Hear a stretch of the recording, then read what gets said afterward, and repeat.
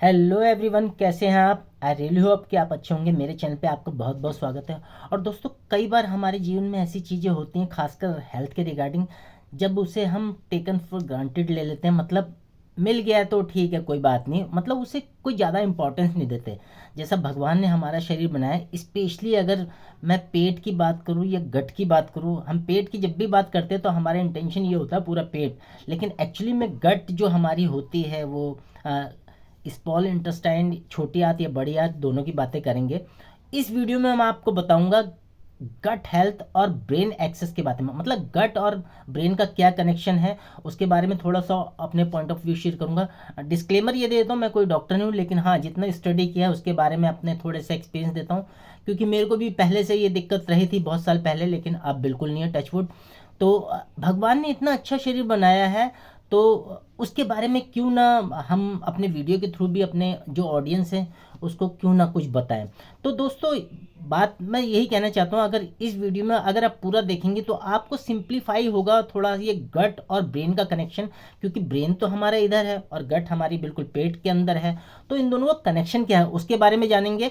और इस सीरीज में पूरे मैं गट हेल्थ की बात करूंगा, क्योंकि मेरे को लगता है gut health is the most important health, जो हमारे सारी बीमारियों की जड़ माना जाता है। जैसे कहते हैं कि पेट सारी बीमारियों की जड़ है। खासकर अगर छोटे से सिम्टम्स की बात करूँ, एक कहावत है, जब आंत भारी तो माथ भारी। मतलब जब आंतें आपकी भरी हुई होंगी, खासकर कॉलन बड़ी आंत की बात करूं, तो हमारे सिर में दर्द होगा ही होगा। ये छोटा सा पॉइंट था, लेकिन अब पूरा डिटेल से बात करेंगे। और इस सीरीज में मैं पूरा डिटेल से बात करूंगा, क्या उनके हार्मोन्स इम्बैलेंस होते हैं, क्या क्या डाइट है, क्या क्या हमें सप्लीमेंट्स लेने चाहिए, एक्सरसाइज करनी चाहिए नहीं करनी चाहिए, नींद कितनी लेनी चाहिए। इस सीरीज में कम से कम एटलीस्ट 10 वीडियो तो मैं जरूर बनाऊंगा इसके पीछे, क्योंकि मेरे को लगता है सबसे इंपॉर्टेंट टॉपिक है हमारा गट हेल्थ।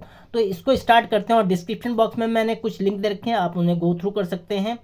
और अगर इस बारे में और ज़्यादा जानने की आपको ज़रूरत है तो मेरे मुझसे कनेक्ट भी कर सकते हैं, व्हाट्सअप नंबर दे रखा।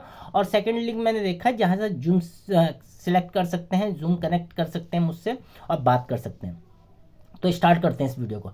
अब दोस्तों, बात जब गट की होती है तो गट हमारा पूरा ये लार्ज इंटेस्टाइन और शॉर्ट इंटेस्टाइन होती है, छोटी आंत बड़ी आंत, ये सारा जब हम भी जो भी कंज्यूम करते खाना खाते हैं तो सबसे पहले हमारे स्टमक में जाता है, वो 3 से 4 घंटे पड़ा रहता है, वहाँ चर्न होता है।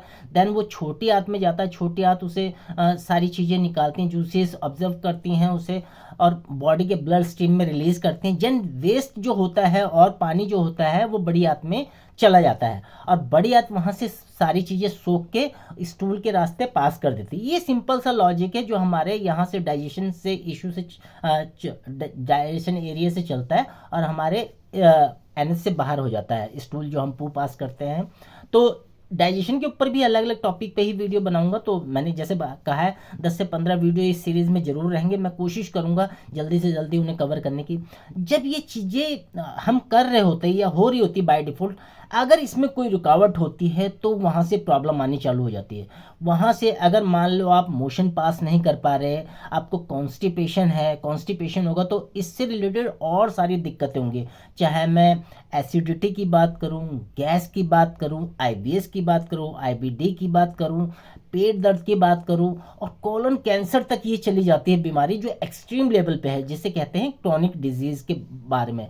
एक्यूट लेवल पे कोई प्रॉब्लम है तब कोई दिक्कत नहीं, आप सिंपल सा इलाज कराकर ठीक करा सकते हैं। लेकिन जब क्रोनिक मतलब जटिल अवस्था में वो बीमारी पहुंचती है तो ये बड़ा इश्यू हो जाता है।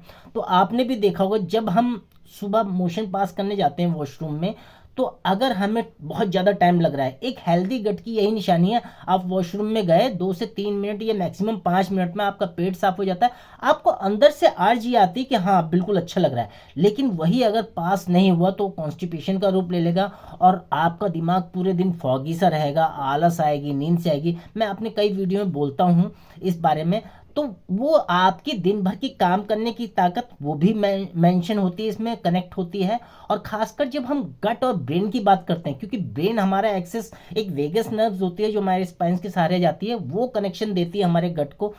आपने देखा होगा हमारे जो गट है उसको सेकंड ब्रेन कहा जाता है। एक बुक भी है गट हेल्थ के बारे में, तो उस बुक में मेंशन है कि गट को हमारा सेकंड ब्रेन कहा जाता है, क्योंकि हम जैसा सोचते हैं, ये जैसे हमारे पूरे दिन में विचार आते हैं, हमारा गट का रिएक्शन भी वैसे ही होता है। आप एग्जाम्पल के थ्रू सोच के देखिए, हमारे घर में कोई कैजुअलिटी हो जाती है, कोई हॉस्पिटलाइज है, या हमारा कोई रिलेटिव या अपना ही कोई अगर डेथ हो जाती है उसकी, तो उस दिन हमारा जो नेचर की जो सारी क्रियाएं हैं वो बिल्कुल डिस्टर्ब हो जाती है। चाहे हम यूरिन पास की बात करें, स्टूल पास की बात करें, या खाने पीने की आदतों में, क्योंकि हमारा ब्रेन सिर्फ उन्हीं चीज़ों को सोचता रहता, अब ये कैजुअलिटी हो गई, अब ये उसमें मोड में चला जाता। और जो हमारे शरीर में जो हार्मोन्स की रिलीज है, या सेरोटोनिन की बात करूं, वो हमारी गट में ही बनता। तो ये बहुत सारा इंटरलिंक्ड है।